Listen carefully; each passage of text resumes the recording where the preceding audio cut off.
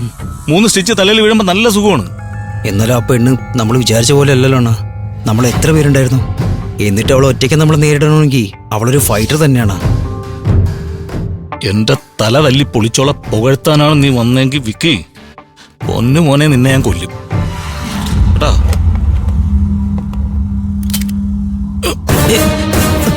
അണ്ണാ ഇറങ്ങി പോടാ പോടാ. അണ്ണാ അവളാണെന്ന് കരുതി എന്നെ വിടുവിക്കല്ലേ, ഞാൻ തീർന്നു പോവും.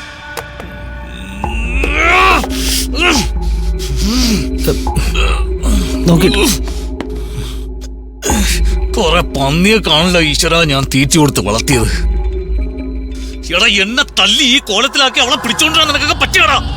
അണ്ണാ ഞാൻ പറയുമ്പോ അണ്ണൻ തോക്കെടുക്കരുത് എന്നാ പറയാം. പറ. അവളുടെ കൂടെ മറ്റവൻ ഉണ്ടായിരുന്നോ എന്ന് എനിക്കൊരു സംശയം. ആര്? അണ്ണൻ അവിടെ വരുന്നതിന് മുമ്പ് ഞങ്ങളുടെ പുറകിൽ നിന്ന് ആരോ ഞങ്ങളെ അറ്റാക്ക് ചെയ്തു. ആളെ കണ്ടില്ല, അത് ആരവായിരുന്നോന്ന് എന്റെ സംശയം. അതുകൊണ്ട് അവളെ നമുക്കന്ന് കീഴടക്കാൻ കഴിയാതെ പോയത്.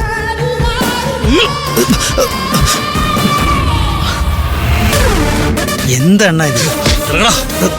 എന്റെ കൺവെട്ടത്ത് കണ്ടുപോരുന്നു നിന്നെ. എടാ ആരവിടെ ഉണ്ടെങ്കിൽ അവനല്ലടാ ആദ്യം പിടിക്കേണ്ടത് നീയൊക്കെ. അതിനെ കാണണ്ടേ അണ്ണാ? എന്നാ പിന്നെ എന്തിനാടാ നീയൊക്കെ അവന്റെ പേര് എന്റെ അടുത്ത് വന്ന് പറയുന്നത്? ആ നീയൊക്കെ തടിമാടന്മാര് 3-4 അവിടെ ഉണ്ടായിരുന്നല്ല. എന്നിട്ട് എന്തോ നടത്തിയടാ നീയൊക്കെ കൂടെ? അണ്ണനുണ്ടായിരുന്നല്ലോ, എന്നിട്ട് എന്തോ ഉണ്ടാക്കി? ഇതിപ്പോ പോലീസിന്റെ അടുത്തും പറയാൻ പറ്റാത്ത അവസ്ഥയല്ല. ആ ACP എങ്ങാനും അറിഞ്ഞു കഴിഞ്ഞാ അവൻ നമ്മുടെ ഗോഡൌൺ മുഴുവനും കയറി സെർച്ച് ചെയ്യും. നമ്മുടെ സീക്രട്ട് ബിസിനസ്സുകളെല്ലാം പൊളിയും.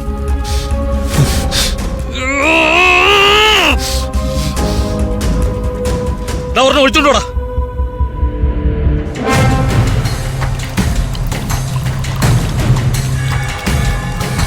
അഞ്ച് സുന്ദരികളെ 5നെ ഞാൻ വകവരുത്തി.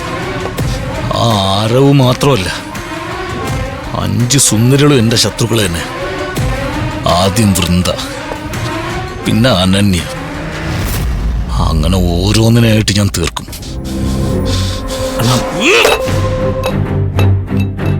അതിനു മുമ്പ് അവളുമാരെല്ലാം കൂടി അണ്ണനെ തീർക്കാതിരുന്ന ഭാഗ്യം. എന്നാലും ഇവിടെ എന്താ സംഭവിച്ചെന്നൊരു പിടിയും കിട്ടുന്നില്ല. അണ്ണാ, നമ്മുടെ ഈശാൻ പറയുന്നത് പോലെ നമ്മൾ കാണാത്തൊരു ശക്തി നമ്മുടെ ഇടയിൽ പ്രവർത്തിക്കുന്നുണ്ടോ എന്നാ എന്റെ സംശയം. ഒന്നാ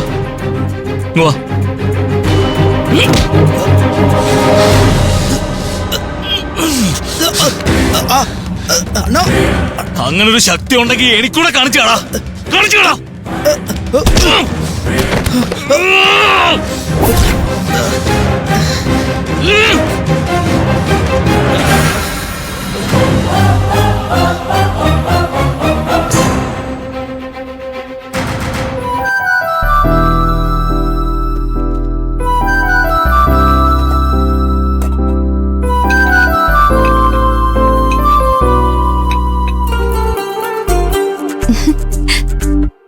എടുത്ത് കഴിക്ക്.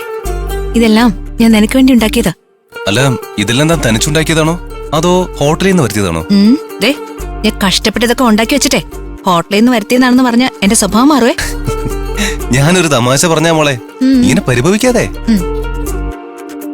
എനിക്ക് വേണ്ടി ഇത്രയും വിഭവങ്ങള് ഇത്ര കഷ്ടപ്പെട്ട് ഉണ്ടാക്കണ്ടായിരുന്നു. അന്ന് നീ ഇവിടെ വന്നപ്പോ വല്ലാത്തൊരു സാഹചര്യമായിരുന്നില്ലേ? അന്നെനിക്ക് നിന്നെ വേണ്ടതുപോലെ സൽക്കരിക്കാൻ പറ്റിയില്ല. നീ കട്ട് തന്നെ ആയിരുന്നല്ലോ. ഇപ്പോ ആ സാഹചര്യം ഇല്ലല്ലോ. എനിക്കിഷ്ടമുള്ളതുപോലെ നിന്നെ സൽക്കരിക്കാം, നിനക്കിഷ്ടമുള്ളതൊക്കെ കഴിക്കാം. അല്ല, നീ എന്താ കഴിക്കാതിരിക്കുന്ന? ഇതെല്ലാം കണ്ടപ്പോ തന്നെ എന്റെ വയറ് നിറഞ്ഞു. അതൊന്നും പറഞ്ഞാ പറ്റില്ല. ഞാൻ കഷ്ടപ്പെട്ടുണ്ടാക്കിയതാ.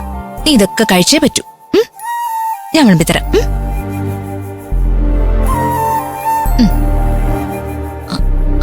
കഴിക്ക.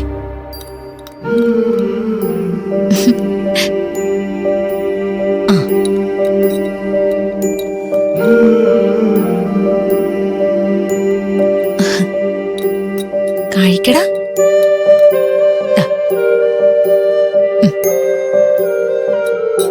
കഴിക്കടാ.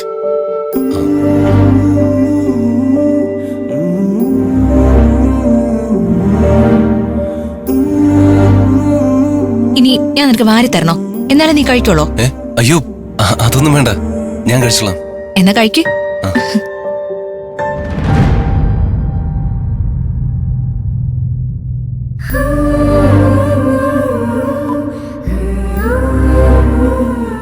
എങ്ങനെയുണ്ട് എന്റെ പാചകം?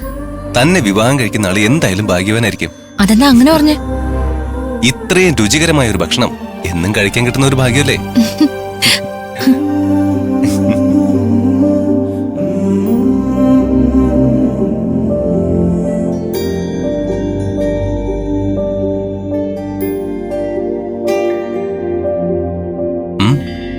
എന്താ ഇങ്ങനെ നോക്കുന്നത്? വെറുതെ.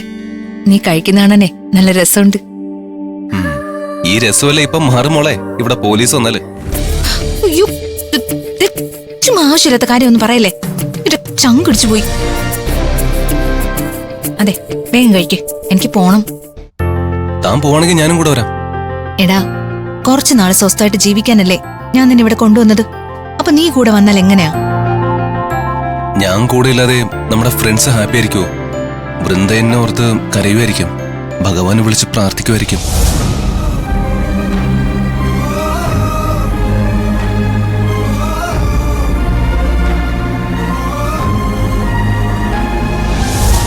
കിരണാണെങ്കിൽ എവിടെയെങ്കിലും ഓഫായി കിടക്കുമായിരിക്കും.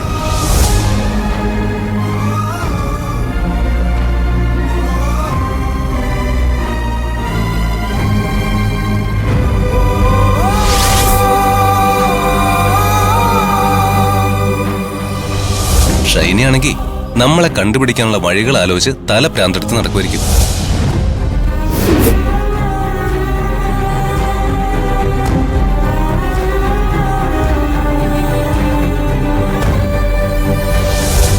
പിന്നെ മേഘയാണെങ്കിൽ എന്നെ കാണാത്തതില് ഒന്നും കഴിക്കാതെ പട്ടിണി കിടക്കുമായിരിക്കും.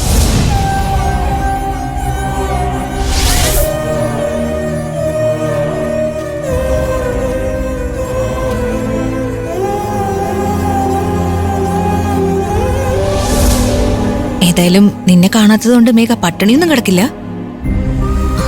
എടാ, ഇപ്പൊ നിന്റെ സുരക്ഷയെ പ്രധാനം. ഈ വീടിന് പുറത്തിറങ്ങാതെ 2 ആഴ്ചയെങ്കിലും താമസിക്കാനുള്ള എല്ലാ സൗകര്യങ്ങളും ഈ വീടിനകത്തുണ്ട്. നിനക്ക് ആരെയും പേടിക്കാതെ സ്വസ്ഥമായിട്ട് ഇവിടെ കഴിയാം. എന്റെ കാര്യം വിട്. തന്നെ പെട്ടെന്ന് ഹോസ്റ്റലിൽ കാണാതായപ്പോ അവിടെ പ്രശ്നം ഉണ്ടായിട്ടുണ്ടാവില്ലേ? ഇപ്പൊ തന്നെ നമ്മുടെ ഫ്രണ്ട്സ് ശരിക്കും പ്രതിസന്ധിയിലായിട്ടുണ്ടാവും. ഞാൻ നിന്നെ കൊണ്ട് പോവാണെന്ന് അവരെ അറിയിച്ചായിരുന്നല്ലോ. ഞാൻ നിന്നെ സേഫായിട്ട് എവിടെയെങ്കിലും എത്തിക്കുമെന്ന് എന്തായാലും അവർക്കറിയാം. നിന്റെ കാര്യത്തില് എല്ലാവരും നിസ്സഹായരായിരുന്നു. എന്റെ മുൻപില് ഈ വഴി മാത്രമേ ഉണ്ടായിരുന്നുള്ളൂ.